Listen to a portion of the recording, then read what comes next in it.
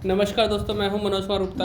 आप देख रहे हैं मेरे चैनल को जिसका नाम है रेगुलर क्लासेस फॉर अकाउंट। सामने दिख रही है इनकम टैक्स की बुक 60 एडिशन SC मल्होत्रा।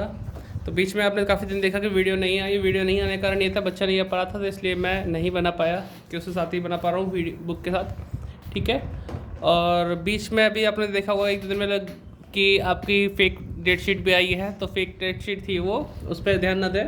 लेकिन अच्छी वाली है, ओरिजिनल डेट शीट भी जल्दी जल्दी आएगी। और आप तैयारी बना के रखिए, चाहे मेरी वीडियो से किसी और चैनल की वीडियो से, जैसे भी है बना के रखिए अपनी। बाकी का आज जो स्टार्ट हो रहा था परक्यूजिट में, मेडिकल बेनिफिट को विस्तार से बताया जाएगा यहाँ पे। ठीक है।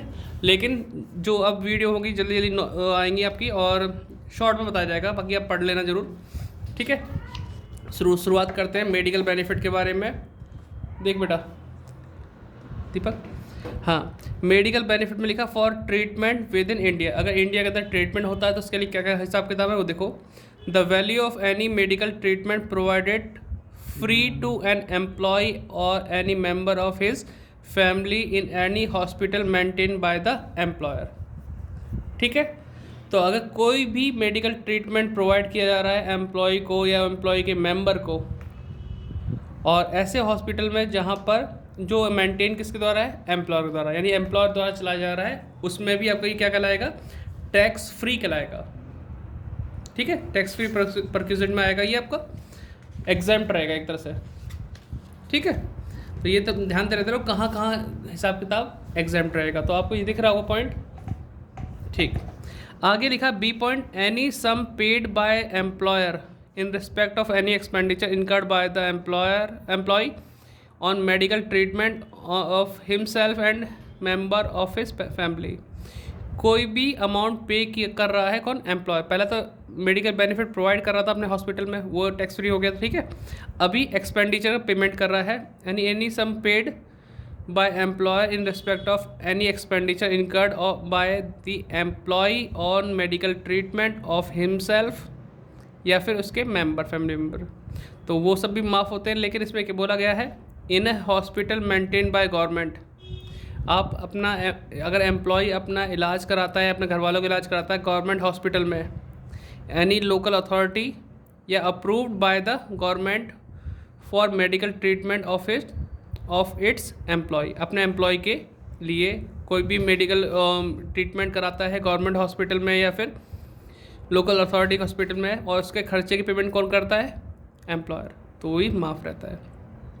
इन रिस्पेक्ट ऑफ प्रिस्क्राइब डिसीजेस, है ना, element in any hospital approved by chief commissioner. अगर इनकम टैक्स कमिश्नर वाले जो चीफ कमिश्नर ने जो हॉस्पिटल अप्रूव किए हैं और कुछ स्पेशल डिसीज़ के लिए, है ना, प्रिस्क्राइब डिसीज़ के लिए, तो वो भी आपका एग्जेम्प्ट रहेगा।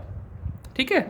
अब तक तो बात थी एक्सपेंडिचर पेमेंट करने के लिए। एक और है, premium paid by employer on health insurance of employee including member of his family.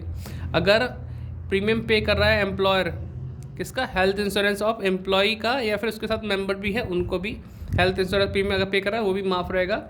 फिर आगे लिखा है reimbursement by the employer of any premium paid by employee on his health. अगर एम्प्लॉय ने पेमेंट कर दिया है इस प्रीमियम का और उसका रिप्लेसमेंट किससे कर रहा है, एम्प्लॉयर से कर रहा है, तो भी आपका माफ़ रहेगा। तो यहाँ तक का हिसाब किताब माफ़ था। ठीक है। पहले एक और होता था कि प्राइवेट क्लिनिक में माफ़, उसके लिए 15,000 रुपये तक माफ़ होता था, बाकी का टैक्सेबल होता था, लेकिन अब वो पॉइंट हटा दिया गया है। ठीक है। लास्ट ईयर से हट गया। तो यहाँ लिखा है अब जो भी अगर प्राइवेट क्लिनिक में आप इलाज कराते हो तो वो टैक्सेबल में ही आएगा। ठीक है। गवर्नमेंट में अगर कराते तो माफ़ है, अदरवाइज टैक्सेबल है। अब आता है मेडिकल ट्रीटमेंट आउटसाइड इंडिया। अगर आपको विदेश जाकर अपना इलाज कराने की बात आती है तो उस केस में क्या क्या होगा, थोड़ा सा वो पढ़ लो, क्योंकि यहाँ ही बच्चा अटकता है, कैसे कैसे होगा इसका। यहाँ लिखा हुआ है, दिख पा रहे होंगे आप, थोड़ा सा साइड कर लो। इफ़ द एम्प्लॉयर, दिख रहा है, if the employer incurs any expenditure on the medical treatment of the employees और any member of his family outside India to the extent permitted by Reserve Bank of India. ठीक है। इसमें कहा गया अगर आप बाहर जाके इलाज कराते हो और उसका खर्चा कौन दे रहा है, एम्प्लॉयर दे रहा है मेडिकल ट्रीटमेंट पे एम्प्लॉय के फैमिली मेम्बर के लिए, वो कुछ लिमिट तक जो reserve Bank of India permitted करता उस लिमिट तक माफ़ होगा, उसके बाद टैक्सेबल कहलाएगा। ठीक है। अगर वो कहता है 1 लाख रुपए तक माफ़ है और खर्चा हो गया 1.5 लाख का तो 50,000 टैक्सेबल कहलाएगा।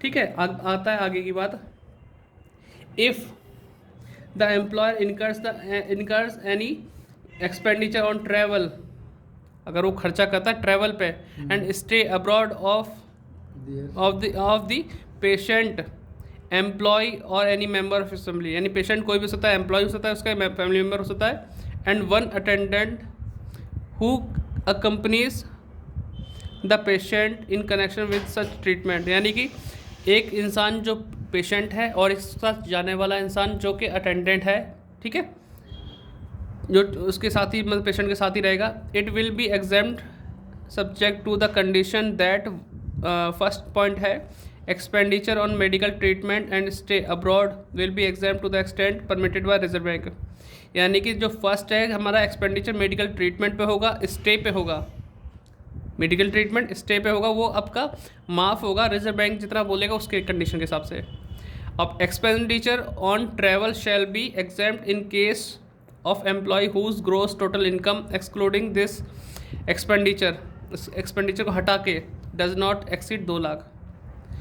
जो ट्रैवल पे खर्चा बोला गया है वो माफ तब होगा, shall be exempt in case employee gross total income does not exceed 2 lakh, अगर उसकी इनकम जो है सैलरी की इनकम वो 2 लाख से ज़्यादा नहीं बैठती है, जो उनकी इनकम है ग्रॉस टोटल इनकम वो 2 लाख से ज़्यादा नहीं बैठती, कम बैठती है, इस खर्चे को अलग करके तो आपका माफ़ रहेगा ट्रैवल का, अदरवाइज ट्रैवल का टैक्सेबल होगा। अगर सैलरी 2 लाख से ऊपर कूद गई तो समझ जाना कि आपका जो ट्रैवल का खर्चा है वो आपका रहेगा आपका टैक्सेबल। ठीक है, तो ये समझाना ज़रूरी था। उसके जो ट्रीटमेंट का खर्चा, रहने का खर्चा तो माफ़ होता है रिजर्व बैंक के अकॉर्डिंग, और जो ट्रैवल का है वो माफ़ होता है जब आपकी 2 लाख से सैलरी कम बैठ रही होगी, 2 लाख से इनकम कम बैठेगी। If the employer represent to the in respect of any expenditure, मतलब अब रिप्रेजेंट की बात होती है कि यही खर्चा एम्प्लॉयर पहले कर रहा था, अब क्या होता है सेकंड केस में अगर एम्प्लॉय ने वो खर्चा किया और वो मालिक से रिप्रेजेंट करवा रहा है यानी कि पैसे ले रहा है, उस बारे में बात बोला। If the employer represent to the employee in respect of any expenditure actually incurred by the employee of for any purpose specify B, यानी बी पॉइंट के बारे में बोला है, और बी के ए और बी के बारे में बात बोला है, it will B examined, same condition बोल रखा है उसके से।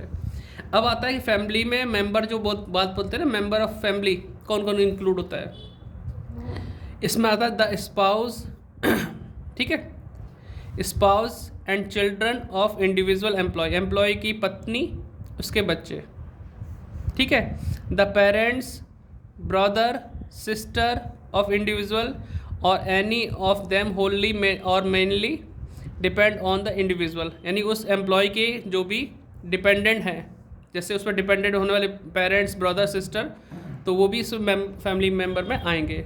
ठीक है, कोई दिक्कत नहीं,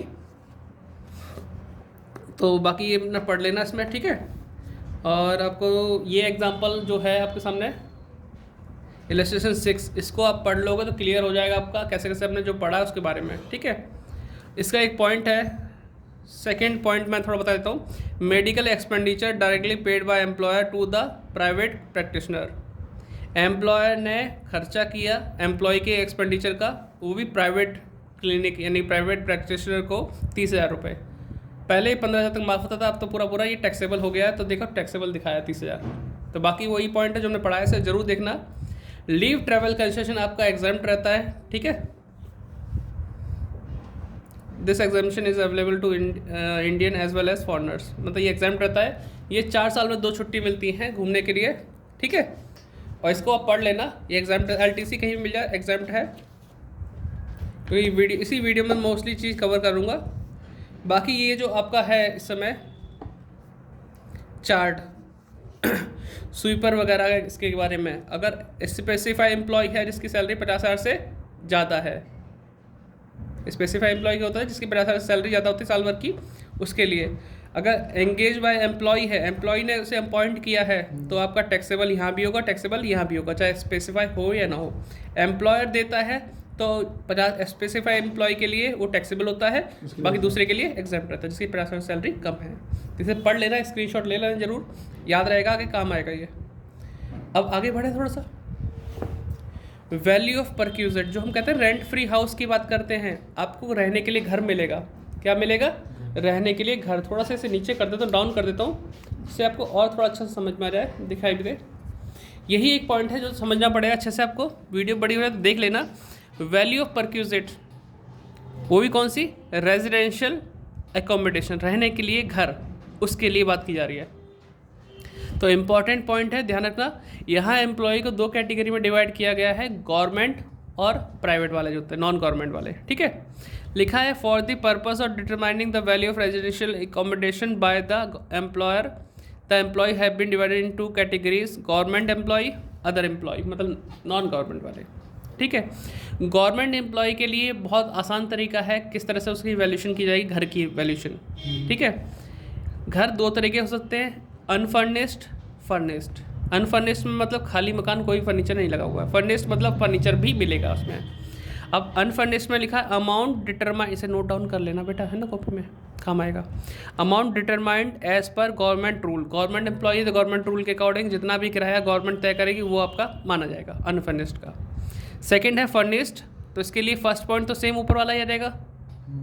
अनफर्निश्ड में पहला पॉइंट वही आएगा जो गवर्नमेंट के अकॉर्डिंग जो किराया तय किया जाएगा वो आएगा, प्लस अगर फर्नीचर लगा हुआ है तो फर्नीचर की कीमत का 10% हम पर एनम के हिसाब से ऐड कर देंगे। अगर मान लो 1 लाख का फर्नीचर लगा हुआ है तो साल में 1 लाख का फर्नीचर मिला हुआ तो उसका 10% 10,000 होता है, तो वो 10,000 आपका प्लस करके दिखाना पड़ेगा। या फिर कोई भी किराया अगर लगता है, रेंट का फर्नीचर है तो किराए के हिसाब से देखा जाएगा जितना किराया भी लग रहा है उसका। इन दोनों को हम प्लस करेंगे, जो मकान की कीमत मानी गई किराए मतलब एनुअली मानी गई वो, और प्लस आपका फर्नीचर की वैल्यू, दोनों प्लस कर देंगे। अगर आपसे कोई चीज़ पैसे मांगे जा रहे हैं, जैसे आपकी सैलरी में से डिडक्ट होगा या आपसे मांगा जा रहा है, तो वो माइनस कर देंगे अमाउंट पेड और पेबल बाय एम्प्लॉय, तो जो बचेगा वैल्यू ऑफ एकोमोडेशन आ जाएगा। अगर आपसे पैसे नहीं मांगे गए उसे बोलते हैं रेंट फ्री एकोमोडेशन या रेंट फ्री हाउस। पैसे मांगे गए तो वो होता है rent in value of accommodation in concession, मतलब कंसेशन इन रेंट, ठीक है। कंसेशन इन रेंट बोल दो या फिर कंसेशन इन रेंट बोल दो। अब मैं एग्जांपल आपको बता देता हूँ थोड़ा सा समझा के, क्योंकि गवर्नमेंट के लिए कैसे करते हैं। श्री बिशन नारायण इस district magistrate of Agra, Agra के बिशन नारायण डीएम हैं। He is living in furnished bungalow, bungalow में रहते हैं, provided by the government free of rent, free of rent हो गया हमारे पास। फिर आगे बोला गया है इसकी सैलरी कितनी है, 1,20,000 पर मंथ, 1,20,000 सैलरी बताई गई है। The rent of unfurnished bungalow as per government rule कितना है, 2,000। कितना रेंट है बंगलो का, 2,000 पर मंथ के नाम से गवर्नमेंट रूल के हिसाब से। बट फेयर रेंट कितना है, 17,500। वरना ऐसे बंगलों का किराया जो फेयर रेंट मतलब आमतौर पर जो चल रहा है वो है 17,500, लेकिन गवर्नमेंट रूल के हिसाब से कितना है, 2,000। ही इज़ प्रोवाइडेड फर्नीचर, 1,70,000 का फर्नीचर भी दिया जा रहा है। Find out the rent free house as a perquisite for the purpose of income tax. तो पहली चीज़ गवर्नमेंट रूल के हिसाब से आपका कितना हुआ, तो 2,000 × 12 कर देंगे तो कितना आएगा, 24,000। फिर 10% अगर हम जोड़ते हैं 1,70,000 का तो कितना आएगा, 17,000, तो टोटल हो गया 41,000। ये हुआ value of rent free house का, value of rent free house की कीमत, ठीक है, जो उसकी सैलरी में जोड़ के दिखाना पड़ेगा। भाई फ्री में ही मकान मिला उसको, ठीक है। तो ये हुआ उसके लिए जो हमारा कौन है, गवर्नमेंट एम्प्लॉय, ठीक है। अब बात करते हैं अदर एम्प्लॉय के। अदर एम्प्लॉय से पहले मैं एक चीज़ तुमने नोट करी नहीं करी, दिखते हैं ज़रा, तो बच्चों मैं ये दिखाना चाहूँगा। रेंट फ्री हाउस के लिए हम जो सैलरी में प्लस करते हैं क्या क्या होता है, सैलरी डीपी डीए, मतलब डीपी तो जुड़ता ही होता है, डीए जब जुड़ता है सेवा के अधीन होता है as per terms of employment, और कैश अलाउंसेस, कैश अलाउंसेस, ठीक है। ये सब जोड़ के तब हम सैलरी मानी जाती है उसकी। बाकी हाउस रेंट अलाउंसेस के लिए सब है और आरपीएफ के लिए है तो लिख लेना। और ये भी है हमारे पास हाउस रेंट अलाउंसेस की कैलकुलेशन में लिखा रखे 1 2 3 इन पॉइंट के हिसाब से, ठीक। तो अभी हम चलते हैं आगे अदर एम्प्लॉय में। अदर एम्प्लॉय में क्या हिसाब किताब है वो देखो ज़रा। एकोमोडेशन ऑन बाय एम्प्लॉयर, देखो बेटा यहाँ पे जो लिखा हुआ अदर एम्प्लॉय के लिए, अगर अनफर्निश्ड हाउस है यहाँ पे लिखा एकोमोडेशन ऑन बाय एम्प्लॉयर। अगर जहाँ पे रहने का मकान दिया जा रहा है वो मकान एम्प्लॉयर का खुद का है, समझ रहे हो, रहने के लिए मकान दे रखा है और मकान किसका है, एम्प्लॉयर का खुद का है, मालिक का। उस केस में अगर अनफर्निश्ड है तो हमें देखना होता है पॉपुलेशन। अगर मालिक का खुद का मकान है तो हमें देखना होता है पॉपुलेशन क्या दे रखा है। इसमें लिखा cities having population exceed 25 lakh as per 2001 census के हिसाब से, तो हम लिखते हैं 15% of salary for the period during which the accommodation was occupied by employee. यानी सैलरी कितना लेंगे हम 15%, और सैलरी निकालते हैं सैलरी प्लस DPDA और कैश अलाउंसेस के हिसाब से, उनका हम निकालते हैं 15%। कब? सबसे पॉपुलेशन ऐसे एरिया में मकान मिला हो जहाँ की पॉपुलेशन 25 लाख से ज़्यादा हो। समझ में आया? ये अनफर्निश की बात है जहाँ पे फर्नीचर नहीं, फर्नीचर होता 10% फर्नीचर का वैल्यू जोड़ देते हैं। ठीक है, तो ये तो समझ में आ गया पहला पॉइंट 25 लाख से ज़्यादा। अगर बोलता है city having population exceed 10 lakh but not more than 15 lakh 25 lakh, मतलब 10 लाख से ज़्यादा हो और 25 लाख से कम हो। एक 25 लाख से ऊपर है तो 15%, 25 लाख से कम और 10 लाख से ज़्यादा है तो 10% होता सैलरी। ठीक है, और अगर इसके अलावा कहीं और जगह पे है तो वहाँ पे 7.5% आता है। ठीक, तो बात की जाए आपकी अदर प्लेस मैं जो कर रहा हूँ जहाँ पे आपकी पॉपुलेशन 10 लाख से कम होती है तो वहाँ पे 7.5% ऑफ सैलरी यूज़ होता है। कोई दिक्कत तो नहीं? ठीक है, तो 7.5% आपकी सैलरी का माना जाएगा, इसमें यूज़ होगा। और यहाँ पे बोला accommodation taken on lease rent by employer. Lease पे हो, रेंट पे हो, अगर किराए पे लेके दे रखा हो उसकी बात करें, या तो खुद का हो या फिर किराए पे लेके दे रखा हो, तो यहाँ पे आता है एक्चुअल लीज रेंट। समझ रहे बेटा? जो भी किराया हुआ, भाई एम्प्लॉयर मालिक है, मालिक का खुद का मकान होगा तो हम पॉपुलेशन के साथ देख लेंगे। अगर मालिक का घर नहीं है, किराए पे लेके दे रखा है, तो उस केस में एक्चुअल लीज रेंट और 15% of salary for the period which accommodation was occupied by an employee whichever is less. दोनों में से जो भी कम होगा। समझ रहे हो? पहला पॉइंट जो भी किराया है, दूसरा पॉइंट 15% सैलरी का। इन दोनों में से जो भी कीमत कम होगी वो मानी जाएगी मकान की कीमत। कोई दिक्कत तो नहीं? ऊपर वाला याद है, 25 लाख से ऊपर रहेगा तो 15% सैलरी का, 25 लाख से कम है अगर और 10 लाख से ज़्यादा है तो उस केस में क्या रहेगा, इसमें आपका 10%, और उससे भी कम है 10 लाख से भी कम तो 7.5%। ठीक है, तो ये आपने पॉइंट समझ लिया कि इन दोनों में से जो भी कम होगा, चाहे हमारा रेंट या फिर 15% of salary which ever is less, वो लिख देंगे। अगर फर्नीचर लगा हुआ है तो फर्निश्ड हाउस की जो कीमत थी वो लिख के नीचे 10% फर्नीचर की कॉस्ट प्लस कर देंगे। प्लस करके ही हमारा आ जाएगा एकोमोडेशन का मैटर कि कितना value of rent free house है। अगर बात की जाए accommodation at concessional rent, concessional मतलब हमसे कुछ पैसा मांगा जा रहा है, तो उसमें क्या होता है, वैल्यू ऑफ अनफर्निश्ड हाउस जो हमने पहले निकाली वो लिख लेंगे। ठीक है, या फर्निश्ड जो भी है निकाली उसको लिख देंगे, और लेस अमाउंट पेड और पेबल बाय एम्प्लॉय, मतलब जो भी हमारी मकान की कीमत आती है उसमें से जो हमें देने के लिए बोला जाए, चाहे हमारी सैलरी में से काटा जाए या हमसे अलग से देने को बोला जाए, उतनी अमाउंट पेमेंट करने बाद जो बचेगा वो कंसेशनल रेंट है। जैसे 7,000 रुपये किराया बैठता है और उसमें से हमसे 3,000 लिया जाता है तो 4,000 का फ़ायदा हो गया हमारा, वो कंसेशनल रेंट हो जाएगा। लेकिन हमें करने का तरीका अलग तरीके से देखना पड़ेगा। तो ये क्लियर हो गया बेटा? ये तो हो गया मकान की बात। ऐसे ही एक पॉइंट आता है जो इंपॉर्टेंट है। बाकी एग्जांपल जो आपको नीचे दिख रहे हैं ना, इनका स्क्रीनशॉट ले लेना एक बार और इनको समझने की कोशिश करना आप कैसे कैसे कर देखा है, बहुत आराम से समझ में आ जाएगा। ठीक है, स्क्रीनशॉट ले लिया। अब इधर भी देख लो, 9th एग्जांपल है, किस तरीके से सॉल्व किया, कैसे 15% सैलरी निकाली गई इसकी, बहुत ही आराम से आप सीख जाओगे। इसके बाद मेन इंपॉर्टेंट पॉइंट ये आता है accommodation provided in hotel. Hotel में रहने की जगह, कई बार होता है कि आपका ट्रांसफ़र कर दिया किसी जगह, वहाँ पे मकान की व्यवस्था भी बन नहीं पाई रहने के लिए मकान, तो आपको होटल में रुकवा देते हैं। तो उस केस में होटल की जो खर्चे सब मालिक देता है ना, तो आपकी सैलरी में जोड़ के दिखाए ना दिखाए, कितना दिखाए, उसके बारे में आपको पढ़ के दिखाता हूँ, इसके बारे में समझाता हूँ। ये पॉइंट क्वेश्चन में, छोटे छोटे क्वेश्चन में भी आता है और बड़े क्वेश्चन में ये पॉइंट दिया जा सकता है। तो एकोमोडेशन प्रोवाइडेड इन होटल, इसके लिए पढ़ते हैं where the accommodation is provided by the employer. जब भी प्रोवाइड किया जाता है एम्प्लॉयर द्वारा रहने का स्थान, वो भी होटल में, और गवर्नमेंट और नॉन गवर्नमेंट दोनों ही एम्प्लॉय की बात की जाए, to the employee in a hotel its value shall be as under.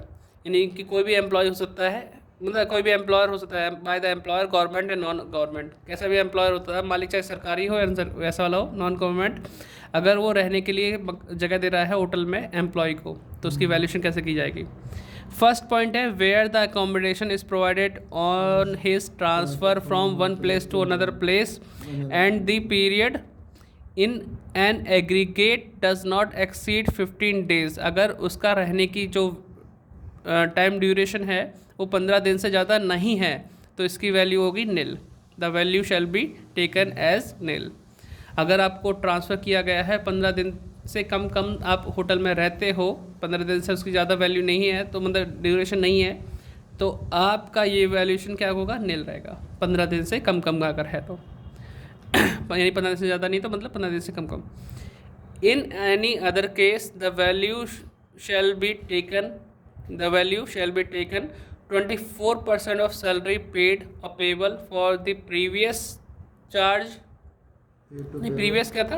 Year for the period during which such accommodation is provided or actual charge paid or payable to such hotel whichever is less।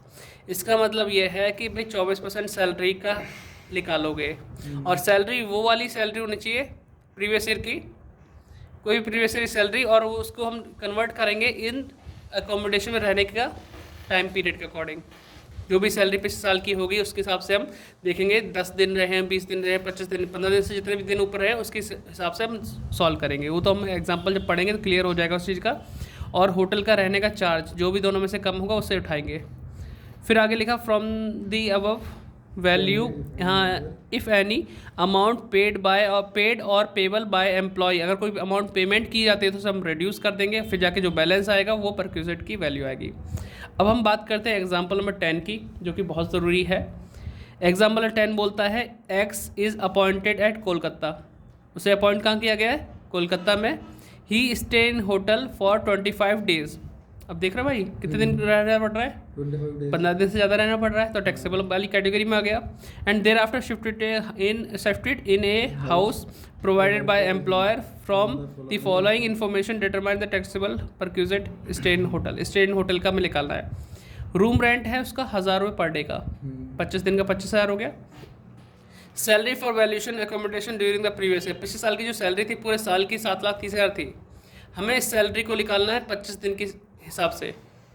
ये salary पूरे साल की है, हमें निकालना है 25 दिन के हिसाब से। और उसके भी हिसाब से जब निकलेगा तो उसका 25% यूज़ करना है, 24% सॉरी, कितना यूज़ करना है, 24%। अब ये देखो, और एक चीज़ और है, employer recovered 200 per day from x. मैंने एक्स से कितना मांग रहा है, सिर्फ 200 रुपये पर डे के हिसाब से। भाई 1000 रुपये वाला होटल से कितने मिल रहा है, 200 रुपये। हाँ, तो कंसेशन वाला पाता कि ना थोड़ा सा।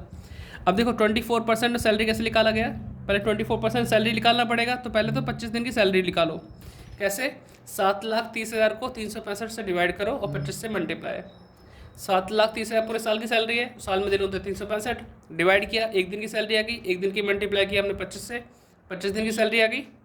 अब जो भी सैलरी 25 दिन की होगी उसका क्या निकालेंगे, 24%।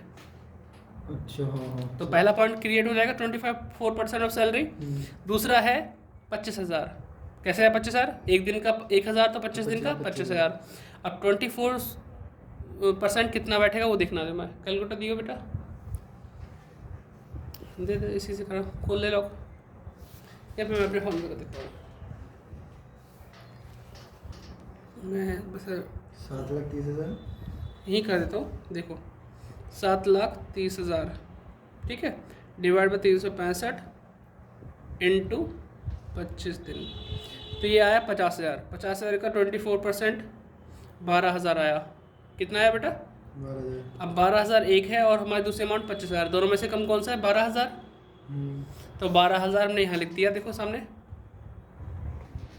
कितना लिखा, 12,000। हाँ 12, क्योंकि हम दोनों में से जो भी कम था वो 12,000 कम था। फिर लिखा less amount recovered from x, x से लिया था 200 रुपये पर डे, 25 दिन में कितने लिए जाएंगे, 5,000।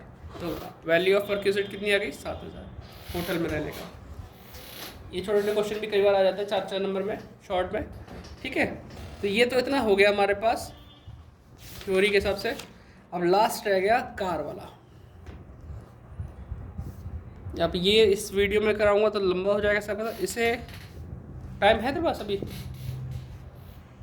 हो गया तेरे पास टाइम, जाने का टाइम है, इससे नेक्स्ट वीडियो बनाता हूँ। बाकी तो हमने क्या क्या सीख लिया इसमें आज, वैल्यू ऑफ एकोमोडेशन सीख लिया, रेंट फ्री हाउस का सीख लिया, और मेडिकल बेनिफिट का देख लिया। बाकी LTC मार्फ था, इतना ही सीखा इसमें।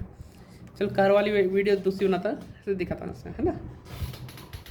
ठीक है, बाय बाय, जल्दी वीडियो आएंगी। बाकी ना भी आ पाए तो आप पुरानी वाली वीडियो देख सकते हैं, मेरे पास सैलरी की पुरानी बनी हुई है, उसका भी आप देख सकते हैं। क्वेश्चन तो सारे हो जाएंगे, बस आपको स्टैंडर्ड डिडक्शन 50,000 लेना है, जहाँ पे हमने 40,000 ले रखा है इस पर पुराने साल में। बाकी इसमें कोशिश करता रहूँगा मैं।